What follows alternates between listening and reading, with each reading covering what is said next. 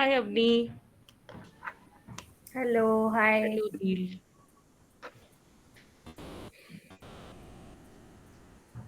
Hi.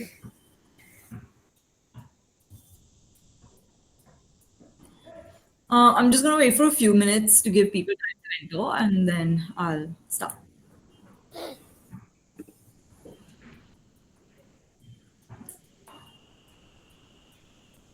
Ravi, you made it. I thought you were not going to join. One second, one second. Can you hear me? Yes, I can. Uh, Thank you. You know what happened? I'm between two meetings and I'm in the Bombay. I'm stuck in the Bombay traffic. So I said, let me at least take advantage of the time. Oh, I'm honored. Ravi is a very dedicated member of ours. Like she's attended literally every workshop, every event we've had, everything. I I'm think very what we are honored doing is for very those who are important. sitting in a commute and attending the Yes. attending this. I'm just very grateful that I managed to join. Thank you. Thank you. Thank you. I'll start in 2 minutes.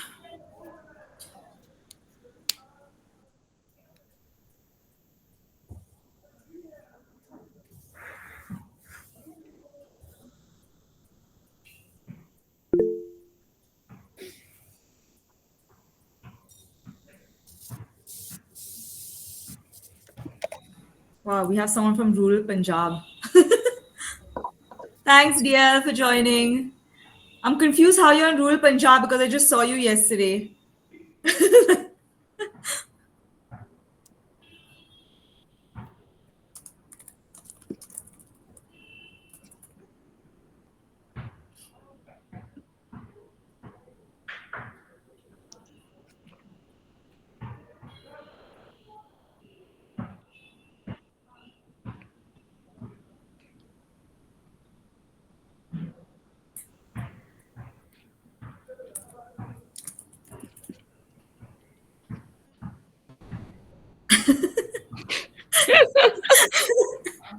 Nice one, Gunja. Hi, Guncha. Thank you for joining as well, even though you're traveling.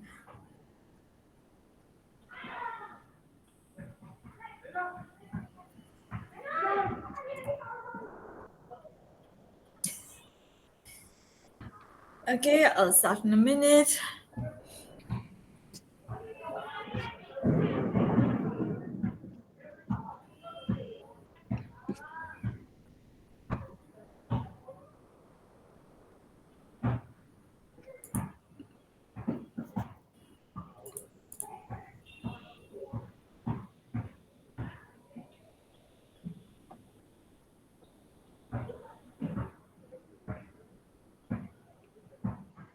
It's so distracting, when the entry sound comes. Okay, maybe you're getting it as the Yeah, meeting post. Yeah. creator. Yeah, yeah. That's why I had to use my Google Meet link and not yours. Otherwise, you would have been getting all the disturbances. So I Oh, had to no. change the But link. I couldn't. I didn't even know how to do the recording piece. So I'm so glad that Okay. you're there to support this. It is recording already, so don't worry. Okay, so I think it will be a good time to start, and then as and when people join in, so at least I can go over the housekeeping stuff. Okay, hi everyone, Neha here. I'm gonna go over the housekeeping rules first, and then we can start the workshop that we have been waiting for, and I've been getting Ambika to try and do this for so long. So, firstly, please keep yourselves on mute. You don't have to keep your videos on, it's completely optional. But do note that this call is being recorded. It will be uploaded on YouTube. So if you're uncomfortable with that, just keep that in mind.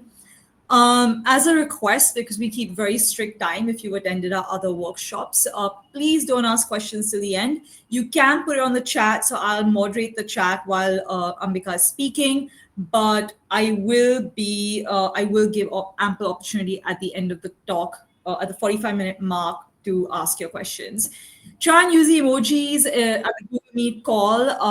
At the bottom, you'll see, use a thumbs up if you agree, if you don't disagree, if you love it. do share all of that. It makes it much nicer to get feedback for the speakers. So they know they're going in the right direction. Yes, all the waves, yay! Thank you. That's right. That's the one. So do use those. It's very nice, and it's a nice way for the speaker to interact, especially because we're on virtual calls and we don't have eye contact like we would in a real life situation. As I mentioned, this call is being recorded and it will be put up on YouTube after, in case you miss parts of it or if you want to join in later. I'll also share any presentations or materials that Ambika talks about and wants to share later on. And I think a lot of you, when you signed up, said you were not part of AI Enthusiast Circle. If you would like to be, I will put it up in our chat, the sign up form. And yeah, any other questions? I'm the moderator here. You can just ping me on the chat. Okay, let's go to the next slide. So I'm going to do a quick intro to what AI Enthusiast Circle is. It's an online community that's primarily for women who are interested in learning and growing about AI. Our focus is Gen AI, generative AI, but we do a lot of other conversations around AI, machine learning, etc. that's happening in the world. It's open to all kinds of women from all kinds of backgrounds. And by that, I mean, you don't have to be a technical person to be a part of the group. The idea is to spread the knowledge more, have a knowledge exchange, ask those questions that might feel silly and you don't know where to ask for help, all of those things. So it's an online community. If you are interested in joining, I will put up the sign up link, or check your inboxes in the next few days. I will send you a sign up link later. We do have a lot of workshops every month. We also host a lot of tools and everything in our community resource online portal, which gives you access to a lot more information once you're part of it. So, and we have multiple channels to talk to and have different conversations in. So yeah, if you guys are interested, you're more than welcome to join.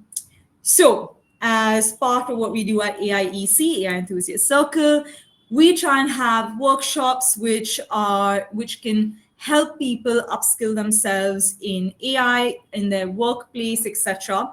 And this specific one is by Ambika, who likes to go by Computational Mama. I'm going to do a short intro to her before she takes on and gives her story and everything. I'm really excited that I met her. I met her actually in another AI community, and then she joined AIEC, which was really nice of her because she's brought so much energy and so much conversation into the group. She's a very active user, and I love that. That's what gets our community going. So I'm really excited that she is now going to be talking to us. So just to give you a little bit of background, she currently works as head of developer relations at Gooey.AI. And she has experience in Gen AI prompting. She specializes in large language models, LLMs, text and image prompting, and image diffusion all the way since 2019. She used to be a Twitch streamer and creative coding educator. Sorry, someone's pinging. Every time I get a little distracted because someone's trying to enter. Yeah, so she used to work as a Twitch streamer and creative coding educator, and that's what she's kind of bringing at Gooey.AI as well. So she does a lot of workshops, beginner workshops, coding workshops, focused on generative AI. She's also received the prestigious Processing Foundation Fellowship, which is curated at AI Design's AI Playground program. Wow, that was a little hard to say. And she's also been featured in Casey Ria's list of upcoming creative coding artists. I never thought there would be a time where we have creative coders. So I'm really excited that that exists, because I think coding is actually a very creative subject. And I love now that they're getting married a little more in the artistic way. I'm quite excited about that. Since 2020, she has been teaching the basics of creative coding, focusing on designers and makers, and through organizations and institutes to over 200 students and more. So hence I said I'm very excited about this particular talk. And she's done a lot more on Twitch streams as well. So since in the last 2 years, she's done over 40 workshops on stable diffusion. This one is, don't be nervous, Ambika. This is just like us people. It's okay. You'll be fine. She's done workshops on stable diffusion, ChatGPT, and all the Gen AI tools. And I think we're going to be learning some pretty cool things. She gave me a sneak peek of what we're going to be doing, and it's so practical. I'm going to try and even see if we can do something in our AI community with it. So she's got a lot of online communities herself for coder and makers, and she's on Instagram and all these other platforms, sharing all this information. So I am going to pass it on to Ambika. Thank you so much for doing this for us, and I'm sure it's going to be amazing. I have no doubts about that. So, over to you. Thanks so much, and thanks everyone who's joined. This is I've been pestering. Actually, Neha is wrong. I've been the one pestering her that I want to do a workshop with you guys. So, and I will forewarn you that none of my slides are going to look as wonderful as Divya's slides, because this topic is a bit more. I don't know. I think it is a kind of a bit more technical. But surely it will be an interesting one, and I hope you guys are able to like catch on with whatever we've been up to. It'll be a mix of just general information and a bit of a demo from what we've been doing at GUI. And if we don't have time today, but if you have more questions, please connect with me anytime. Um, so I will now share my screen. I think you may have to. Right. Okay. Today I'm a bit better prepared with two monitors. Usually I just kind of like go sit in some corner and present. At least now I can see Neha's face. So we are looking at AI Copilots with RAG. It's going to be a super simple run through of some of these terms that we've been hearing across the last year, particularly, and why RAG has become so popular over like training your own model. Some pieces are written in the slides. If you guys want access to the slides, you can also let me know. There's not really anything major in it, but yeah. So today's agenda is how LLMs and RAG works, what happens in the vector DB, how does STT-TTS, which are speech to text and text to speech work. These are important pieces for any AI copilot. In today's day and age, everybody wants bit of speech and text, and I think even on ChatGPT, we have those new voice assistants. So it's pretty common now. And how do we use all of this at Gooey.AI in our copilots? And in general sense, like why RAG through a GUI or a similar kind of a tool over just using plain old ChatGPT? So this question is more for people who are already exploring RAG, but I just thought that we lay it out a little bit. So I think we talk a lot about LLMs, but I think we'll just kind of give an overview of how it works. Maybe some people need a bit of that input. So it's like you put in a user query and you get a generated answer. Now, what this basically means is, oh, sorry, the D has gone down. This looks terrible, but okay, apologies for that. What it basically means is, in the like simplest parlance, you sat and you studied for an exam. You did all the chapters, and the teacher gave you the question. You had to think about the right things within that documents that you read through, and summarize an answer and give back the answer. And I think the best like negative example of this is when you didn't know the answer, but you still wrote some shit because you were, oh, sorry for the words, still wrote some nonsense in your paper, because you know, and everybody knows that you never should leave your answer paper, answer sheet empty. And I think all of us have had a situation like this where we said something to ChatGPT and it's given us a positively inaccurate answer, or just tried to like answer for the sake of answering. And I think that that's like very akin to this idea of giving an exam, which particularly those what they call the subjective exams. All of us have been through Indian education system, hopefully, so you get that bit of joke. But what happened at some point the year before last is that someone suggested, I don't know who it was, I think I should research this a bit more, but what to bring in what is called retrieval augmented generation. So the generation part is still like generative AI, but you're augmenting it on top of search that's been retrieved. Now what that basically means is that there is a bunch of documents that are structured or unstructured. We go into that a little bit more. And when the query is asked, the query is first passed through this knowledge base, where it picks up a few relevant parts from this knowledge base, which is this green piece on the left. And then the LLM's only task is to summarize it. So now, for you to get a better understanding, just think about this like an open book exam. So it's basically like the book is in front of you. The teacher said that you can keep the book with you when you're answering, which basically allows you to skim through material and ensure that you are able to get the most accurate answer. Now, obviously, the summarizing can be different for everybody. Somebody summarizes in X way, somebody summarizes in Y way, and that's what LLMs also do. OpenAI might give you a different kind of a summary versus Llama or an Anthropic, or your prompt could give you a different kind of summary anyway.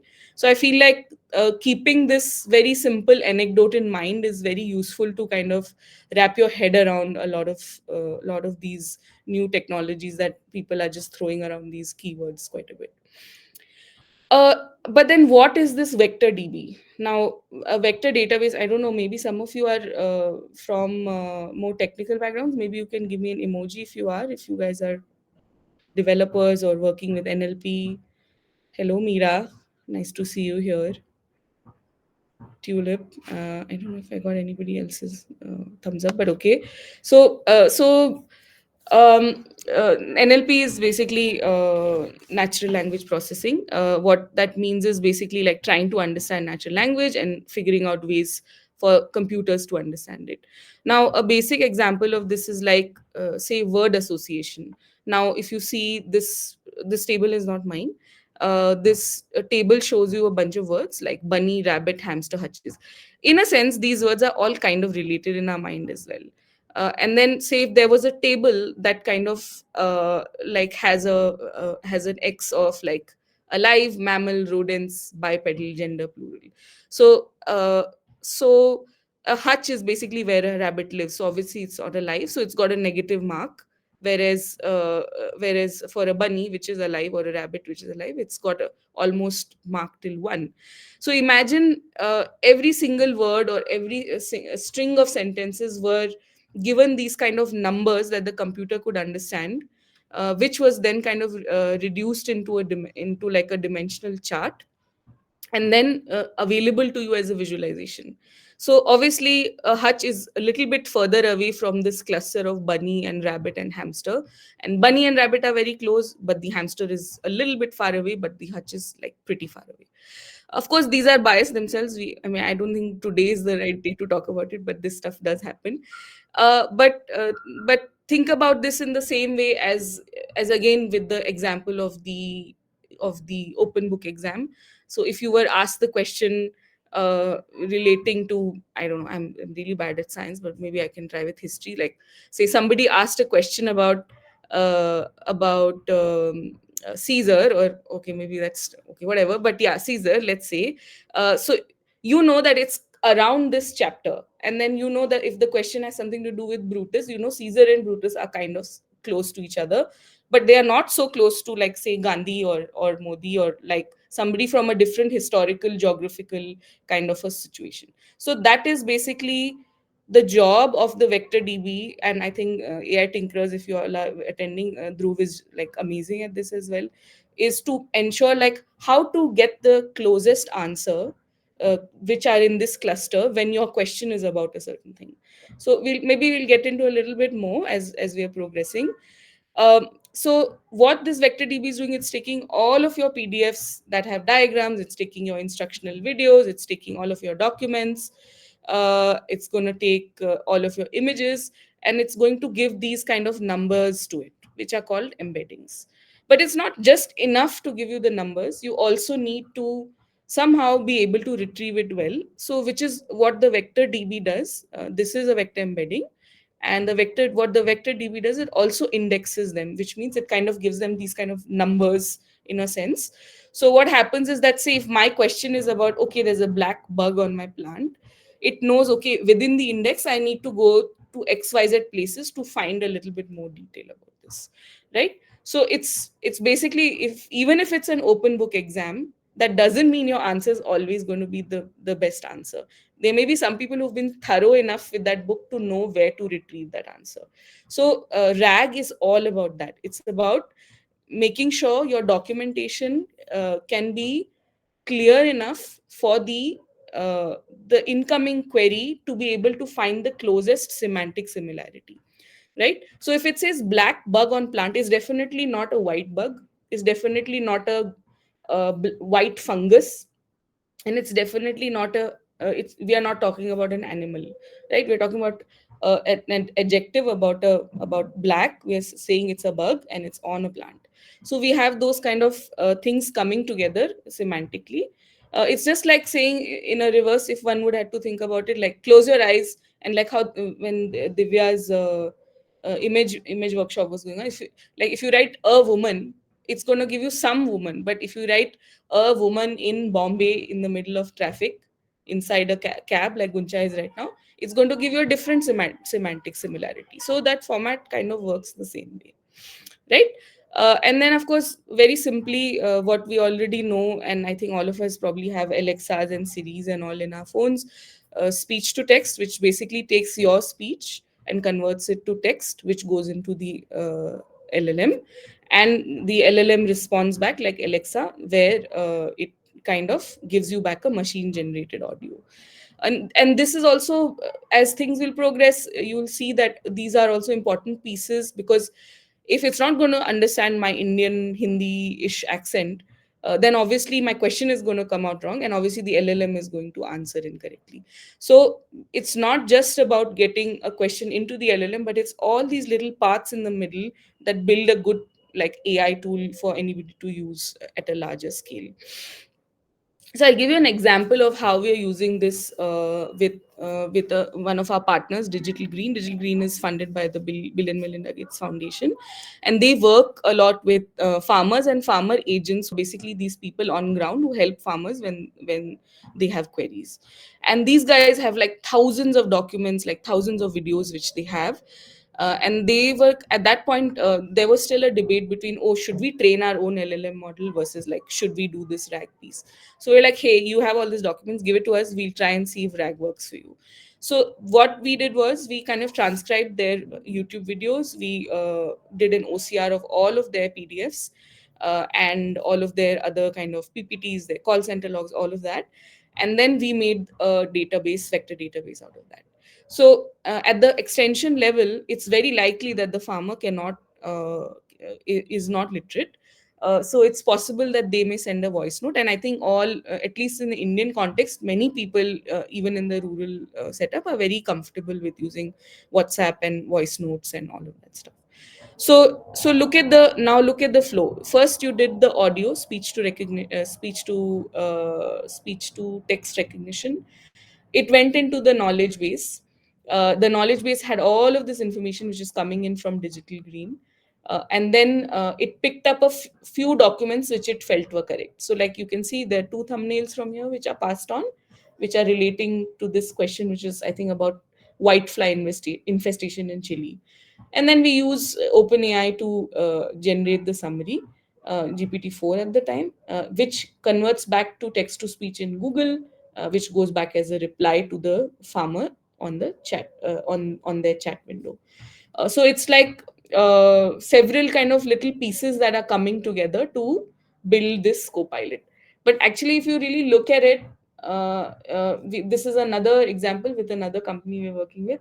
But the layers which we usually don't see in typical documentation when we say we go to LangChain or Llama Index or whatever, is that the copilot chain is really complex. Like you have to pick the right speech recognition tool, you have to pick the right translation tool, because sometimes some African languages are not well translated via Google, you need another kind of one. You have to ensure that the chat history is still around so that you know that you're getting the relevant kind of question in place. Sorry if it's getting a bit too detailed, but because it's a short session, I'll have to kind of like punch you with a lot of information. And then from here, not only are we kind of keeping all of these documents, we also like making a synthetic data set from this document. Now what this basically means very simply is that the question comes in as what, like something very simple, like we have a GUI support bot. Somebody said, I want to delete my data from your from your product from GUI, and we had an FAQ where it said that please go to XYZ link to delete the data. But in that FAQ answer, we did not write, if you want to delete the data, please go to this link. So the LLM and the RAG were not able to catch this word delete, and they responded to the user by saying, sorry, we don't know what your question is all about. So then we had to make a synthetic data. Synthetic data basically means making a bit of your own data, which the LLM and the vector search are able to understand a little bit better, to ensure that your semantic similarity is coming in closer to what is needed. Because a tech document can be highly technical, but the end user may ask it in a very, very simple way. So how do you ensure that those chains are connected well? And that's what synthetic data does. So anyway, so then you come back to this kind of embedding model, and then from there it takes the best snippets out. It kind of ranks the snippets, and then we do a summary. We translate it back. We then do a text to speech back, and it goes back to reply to the user. Now again, the chain here is a little bit more complex, because sometimes if you do basic speech to text of Google and basic text to speech of Google, the accents also make a difference. So particularly in Africa, where people do speak English, even at grassroots levels, the accents are so different that Google is not able to catch. And now Azure has become a little bit better at these. So we do a lot of work around looking at low resource language models and how we can help them as well. So, okay, now we'll do a bit of demos because this is getting a bit boring. So, I will now open this again. So, we'll do two pieces of it. One, I thought we'll look at why am I talking about Copilot so much in context of GUI, and why can't we just use ChatGPT, which also allows you to feed a bunch of documents and get an answer, right? So, the key focus for ChatGPT is that it's meant for an individual user, which means that you use it on your particular screens, whatever your phone or your computer. You get your answer, and you're good to go. It's a very like B2C kind of a model. But what happens if you got, say, 1,000 training documents for your like really large company? They cannot go to chat gpt because they don't have they you are not allowed to make them public, and B, you want that information available to every user in your team. So that in that context, you end up needing your own like dedicated chatbot. So in a sense, many of these co-pilots that are out in the world, and the reason that OpenAI has so much around their APIs, running around their APIs, is because they know that there are, like at industry or business level, people need their own little co-pilots that help their business use case, and they have to be kind of subject ready, which RAG allows you to do. Right. So maybe let's pick. I don't know. I have to pick a document maybe from here. Are you okay if I use AC sheet or no? Yeah, is that okay? Yeah. Okay. Yeah, yeah, She yeah. said. Okay.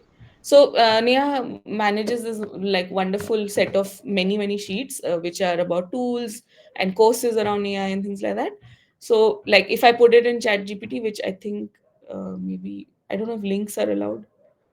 Uh, Let me just download this and add it. Sorry guys, I should have downloaded this ahead of time. Um, right. So I'll ask it. Okay, what is maybe a question around how to build a chatbot with Llama 2, right? Maybe that'll give us an interesting answer. So can you,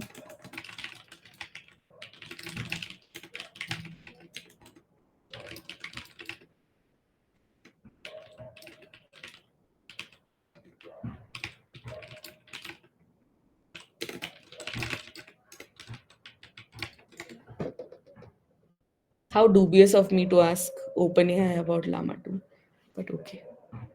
Uh, right. So it's kind of going through the sheet, it's looking through what's available, and then it's kind of giving a bunch of answers uh, based on uh, based on the sheet, right? And it also gives you the citations. So that kind of is giving analysis. It should give citations usually, but anyway. So it'll tell you, okay, where I'm picking up that information from, whatever, whatever. So this works at an individual level, and I feel like for an independent user, this works really well. But say if this document, like for the sake of kicks, we say that Neha just wants to keep this document open only to the AIEC members. So then we kind of look at how chatbots work for those kind of special core requirements. Now, many people have copilot builders. We are just one of the many. But I think what we've kind of like really cracked is to do it really quickly. So like Neha gave me these documents like an hour ago. I thought maybe this is an interesting idea, and it took me like all of 10 minutes to build a little ready bot that kind of answers questions from the sheets. So you start off with a very bare bones piece where it's like you can choose your language model, put in your specific prompt. I think all of us know how to do this in 2024. We don't need to be taught. And then, sorry, Neha, are you keeping time for me? I don't want to like. Uh, Yeah, don't worry. okay, so I have how much time? 15 minutes? 15 minutes, yeah. Yeah, okay, super. Long And time. then this is where you kind of knowledge is basically your vector database. You can choose all the kinds of things like speech recognition and text to speech. All of that kind of like goodness is available. um, so in this context, what I did was I took all of Neha's sheets, which is about six of them, and I just kind of put all of the sheets directly, the Google Sheet links, into our Copilot, which you can just do like I just copy pasted the links, nothing big. And in context of the enthusiast circle, I just made a little script that says, okay, you're a helper bot. Please share relevant links to community members' queries and make sure that the links, it's kind of relevant and don't hallucinate and all that kind of, and maybe like give a little cute emoji at the end of it or whatever. So Neha, because you know the sheets the best, maybe you have a like small question that you'd like to coax the co-pilot to answer, and let's see if it stands the test of. uh, oh, you didn't test this before. No, I did, but I knew the answers, like Okay. because I went through the sheet and I picked relevant ones. Yeah. So if you look at the list of tools, a lot of people ask me about HR tools, as in if we want to hire people. Is there any AI tool that can help us hire someone? AI tools for HR and hiring, recruiting. I don't know. I'm just gonna put all the words just to see how the semantics work out for us.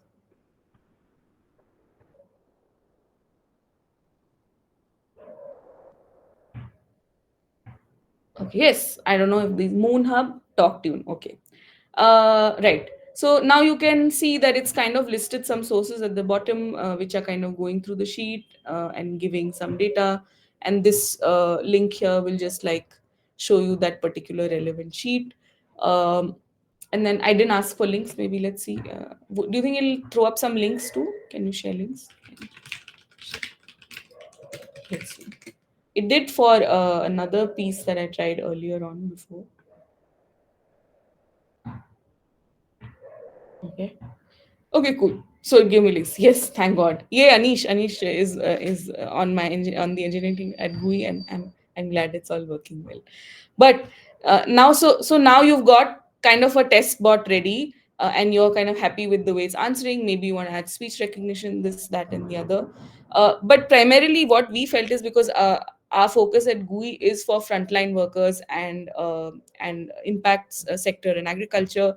We know that those spaces can be sometimes extremely deficit of developer teams, because obviously everyone is working at very low resources, and everything has to be kind of dependent on funding. We were like, if someone has a knowledge expert internally, why should it be difficult for them to build a chatbot even if they don't know how to code? So what we did is we set up an integrations kind of a tool where you can integrate your like a little web app, or do a WhatsApp app or a Slack app or Facebook, and then others as well that we've been testing. Even we've even tested how you can do it on phone calls. So like you can have the entire AI workflow all on a phone call, which is really interesting because then you don't need the user to have any internet at their end. So works really well for us in when we are looking at rural contexts as well. So anyway, I've kind of already built one, so I don't want to redo this. So it's like a little simple, like OpenAI kind of interface. You just kind of add your little description. You can say you want audio messages on or not on, whatever, and then the entire bot is ready, and it's available as its own hosted little chatbot. So like if you guys ask questions here, it works just like a very simple chat GPT kind of bot. I'll just paste it in the chat, and you can ask questions around the AIEC resources that Neha has been so wonderfully and dedicatedly compiling over the last, I don't know, 1 year, 2 years. Yeah, two. Okay, One, two. I one, think. one year, 1 year. Okay, one. Okay, perfect. So I mean, this is of course just a web app, but we also have very simple, like one-click WhatsApp integration. So if you have got your own SIM card and you want to make your own WhatsApp chatbot, you can do that quite easily. And the very wonderful thing about adding Google Sheets, particularly that will have been really useful for me, is that whenever Neha updates this, the chatbot on its own gets updated and pretty quickly. So that really makes a lot of difference. And then the other piece that's really interesting, which I haven't focused on here, is that you can actually directly put YouTube links. So I have an artistic chatbot which I did, or even let me just show the GUI support bot. Maybe that's a better option here.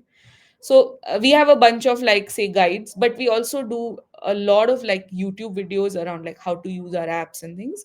So you can just dump the YouTube link in the knowledge base, and it'll do the transcription on its own. It'll create the synthetic data on its own, and that's directly usable within your GUI, your whatever your chatbot integration ends up being.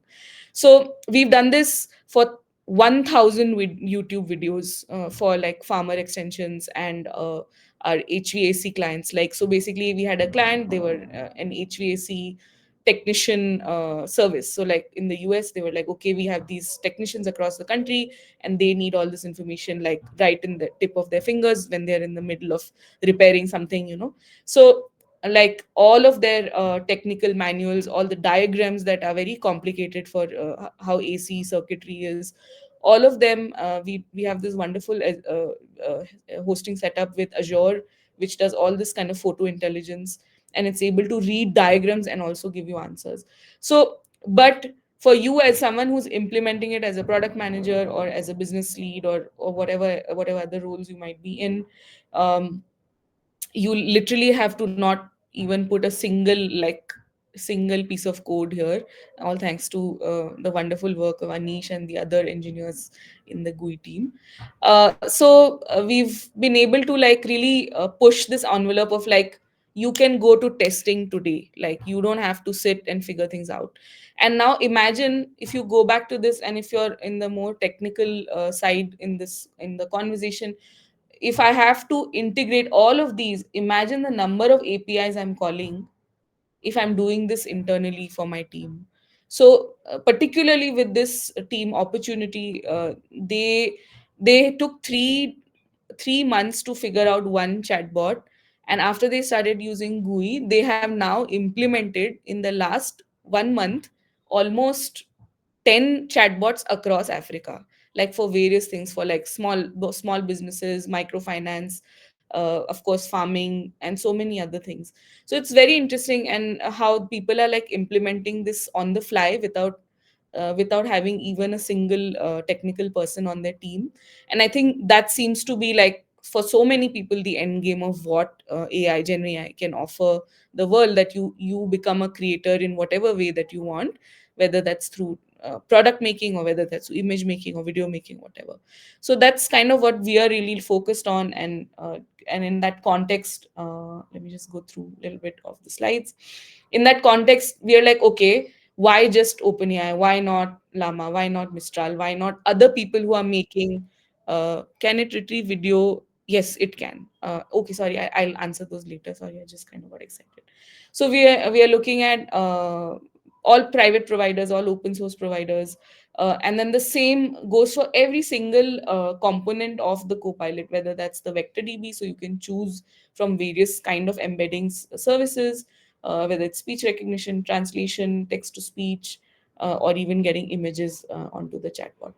So yeah, we've been kind of looking at this as almost like an AI standard, like what that could mean. So like as particularly in AIEC group, because so many of us are like learning about AI and like continuing in our within our current business processes. It's not like we have time to sit and make our own like little like thing happening right then and there. I think it's a very quick way to like kind of see what's possible with implementations around this. This chart is a bit overwhelming, but I have to show it. But like eventually, this is kind of what we're thinking. Like you can look at all these abstractions across one billing platform, one API key. You can look at getting all the synthetic data pieces. Um, we're also working quite extensively on how to use small like functions like javascript functions, which the LLM can call as and when needed. So if it feels like the you say, for simple example, like you suddenly feel like the user is getting a bit stressed out, or you want to pull certain data from another API somewhere, like say I want to find out about growing brinjal in winter in Udaipur. And I can say, can I grow brinjal now? And it should be able to get my location and my weather, and then be able to kind of give me the answer based on the knowledge base that it's there. So it's basically contextualizing the RAG, not just keeping that. So it's basically now like another layer on top of your open exam. One was the first person who was like a rattu tota, like the person who will study by rote. The second is who can like really go through the book and understands what parts to get. And then there's this third layer, almost in that same anecdotal context, who also has external knowledge and is able to bring it back to that answer when they are giving you some response. And that could be very much like, say somebody is asking you something which is very real time, and that's what the functions component can do. And of course, you have all this like wonderful kind of communication integrations we are doing. We are also doing dashboard analysis and all that kind of like enterprise stuff that's anyway needed. But where we're also now excelling, and I haven't focused here because this workshop didn't have that kind of thing to be done. But we are looking at how can you like constantly evaluate whether your copilot is working and where it's breaking. Is it the LLM which is breaking? Is it maybe the your speech to text? Is it your text to speech? Is it that it was just the internet and it's not your fault at all? Or maybe the database is not it's not getting figured out. Maybe you've got all the data correct, all the knowledge bases right, but the vector DB is kind of doing some like little bit here and there. So you've got a lot of evaluation tools now. And I think for us, we are distinguishing this evaluation from what you keep seeing all over the internet. Oh, we're evaluating like which LLM is working the best. But why is there no like evaluation in context of the use case? Maybe in a use case of like a customer service, Llama or whatever is doing great. But when it comes into another use case of, say, managing your internal trainings or looking at, say, farmers, how we are, or any other kind of technical piece, maybe they are not going to work.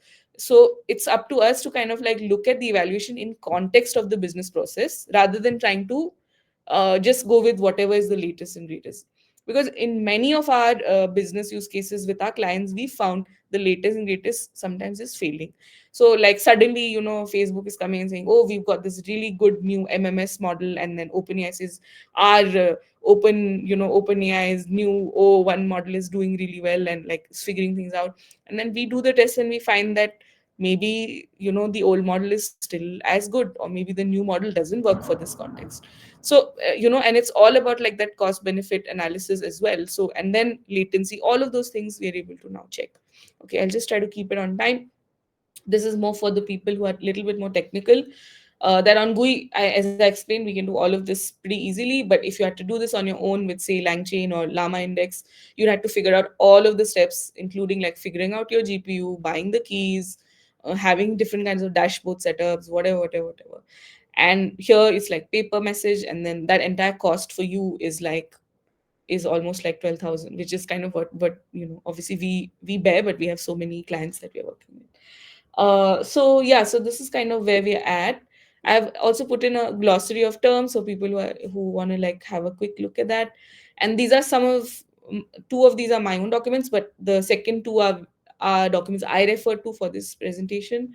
So if somebody wants to do a deep dive, I highly recommend the third one is a video, and the fourth one is a very nice blog post, very detailed, has these wonderful diagrams, which one of them I've used as well. So if you want to like look at that, that's also there. Oops, this slide was not there, it's supposed to be there. Okay, sorry, I forgot a thank you slide, but this is where I'll say thank you and leave it to the questions. Thank you so much, firstly. Sorry, it was like I was like Vande Bharat speed, but okay. No, but it's funny because it's the first time we've actually finished at the 45-minute mark ever in our workshops. So that's awesome. I really appreciate it. Thank you. It was fast, but I think it was understandable. I like the fact that you've kept it easy to understand and easy for a non-technical person to be able to execute this into their company, right? Or into their workflows, which is primarily why we want to do this workshop. So I'm gonna let you get to the questions. Do you want me to read them out, or have you? Oh, let me just. Okay, Kranti, I this is think. the latest question, guys. If you do have any questions, you can also raise your hand, and Ambika or I will pick you out, or you can put them in the chat group. So the first question is by Kranti about whether you can retrieve all the videos on a YouTube channel, or you have to enter them one at a time.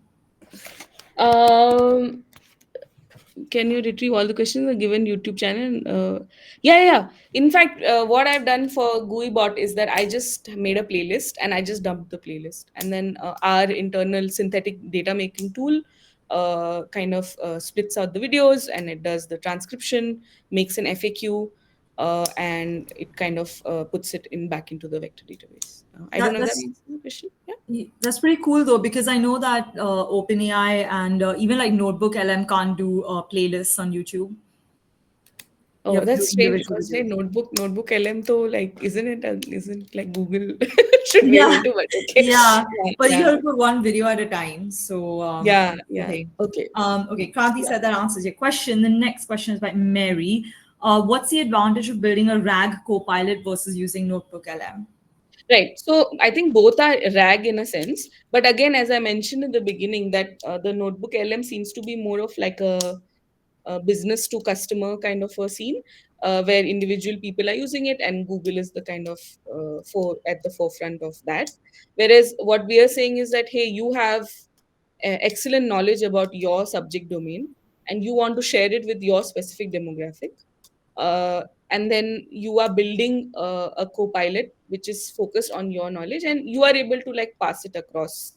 So I mean, in a sense it's similar, but I feel like it's more like what GUI is doing is making it usable for you to build it for others, so you are the Google. Like I mean, that's the easiest way I could explain it. Mary, you can remove yourself from mute if you want to follow up anything. Um, okay, so no, so that's pretty cool because I think that's a big question with Notebook LM. I do find it quite limited in certain extents because even your documents can only be of a limited size.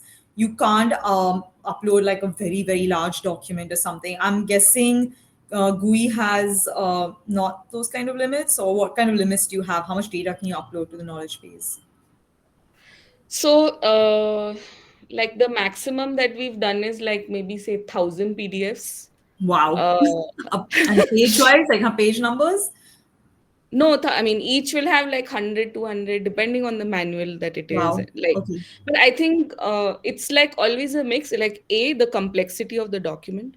Okay. Then B, like how heavy the document is. Because see, Okay. if it has more images, or maybe it's like a Got PDF it. which is unnecessarily bulky or whatever. So for current scenarios, and I think in most other similar services, it will probably be like they'll say, okay, X GB is what you're allowed. Got it. Got it. So but the complexity can like change in context of like if it's got a lot of tables, if it has Hmm. diagrams. So we Mm-hmm. did a lot of work last year on diagrams, because how do you make sure that all of that data, the vector DB is able to like assimilate it, so that when Got the it. question is asked, which is very simple, like what is this part in the entire diagram. Got So it. how do you get that synthetic data to the point where it's able to give you that answer? Basically, Wow. that's so that like everything is kind of chunked in that sense. Okay. Yeah. Kuncha's question is next. Are there other ways to test the output except acting as a user?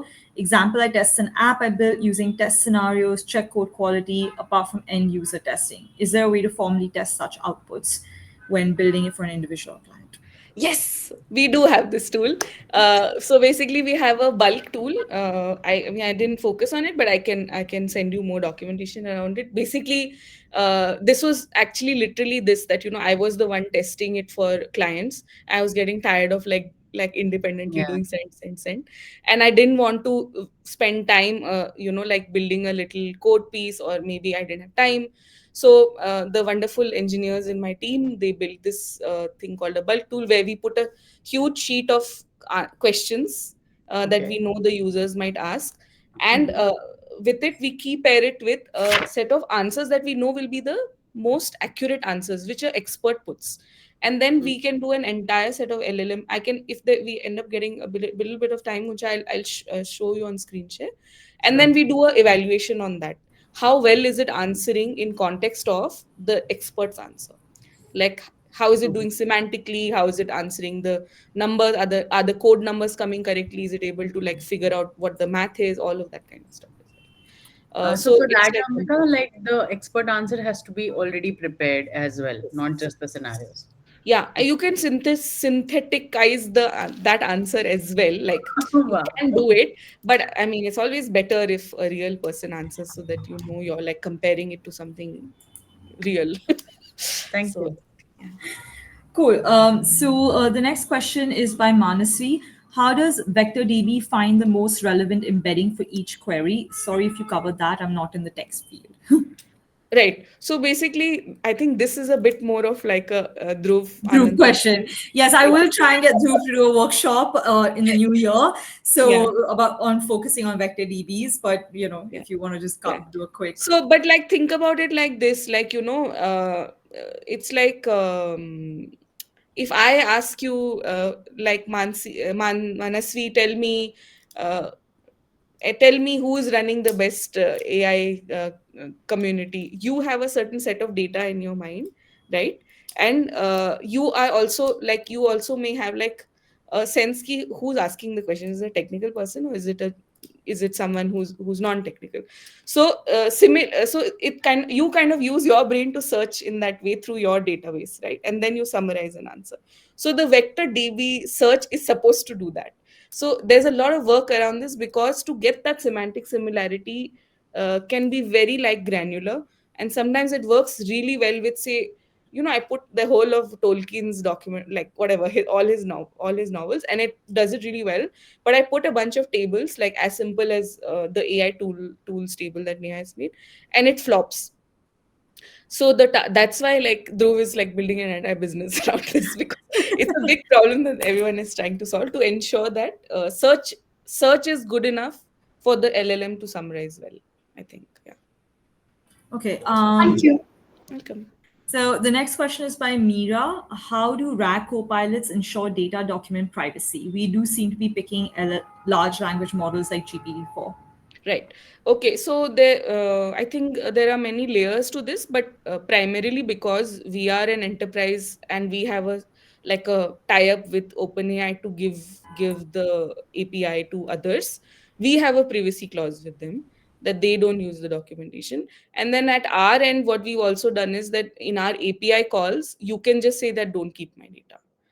But it could have, and then now we are also working on PII, because most of the people we work with are from the impact sector, and impact sector people are much more concerned about PII. Even day before yesterday, I had a workshop with field workers who don't even speak English, and all of them said we don't want to sign up to all of your tools, Of because course. PII is a big thing for them. So like, really, even to the grassroots level, for them PII is a big thing. So it's like you have to kind of just make sure the whatever is your pipeline can offer you those solutions, so which we are working on, I think. I think privacy is just a major issue with everyone, anyways, right? Yeah, Because that's why we try to host our own on our own systems or something like that. correct. So, Yeah, can you do a local installation of GUI? Like, can you have it hosted? currently everything is open source, but I Mhm. feel it's like to build it's like to if you want to like build something very complex, it's like, I mean, it's kind of, it's a very very big octopus of things because it's got databases, you're Yeah, running yeah. GPU, you're doing this, that, the other. So like you then have to have a team who To can oversee. build it. Yeah. Yeah, but everything we do is open source. We just we've kept it that way since the beginning. I think it's mainly because of our impact work, Hmm. which sometimes expects open source as a strategy. Yeah, so that you can show that you guys are as honest and Exactly. transparent about it. Yeah, exactly. So, but it's not like open source in the way like how LangChain or Llama Index, where they're actively like their GitHub is like actively getting contributors and whatever, all that. You So try to yeah, get there for GUI as well. yeah, maybe hopefully some of you are interested. So let me know. Yes. Yeah. Any other question, guys? Because we're running out of time. So if you all want to ask anything, I think no, I think that's a comment from Guncha. um, any other questions? You want to raise your hands? No? Have you had? Okay. Oh wow, wow, great.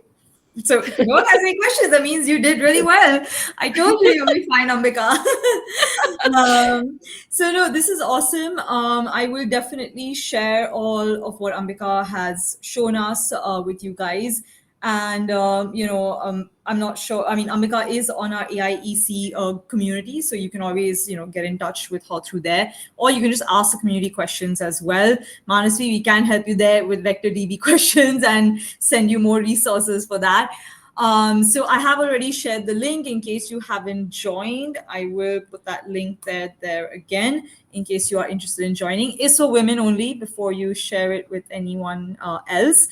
I do want to thank you all for attending. After work, I'm sure everyone's tired and everything and hungry now after this nice workout session. So I really appreciate you all joining, and thank you, of course, Ambika, for doing this for us. It was really, really informative, and I have lots more things to discuss with you after this. So I will definitely ping you on that. So Amazing. anything Thanks else? everyone for joining. I know it's like Thursday and many of you were in traffic and I don't have to commute, so I appreciate that you still joined. Yes, that's very nice of you guys. Thank you so much, guys. Take care. Thank you. Bye. Thank Should I you. log off? Yeah, I don't know if there was someone else who you want to show something to. You said after. Yeah, I put it in the chat for Oh, Guncha. okay, you did. Yeah, yeah, Guncha, yeah, she wanted to see the bulk thing, right? yeah. Yeah. Okay, thank you. Awesome. I'll check it out. Yeah. Okay. All Thank you. right. Bye. Thanks, Bye, Neha. guys. Thank you so much. Thank you. Good Bye. night. Bye.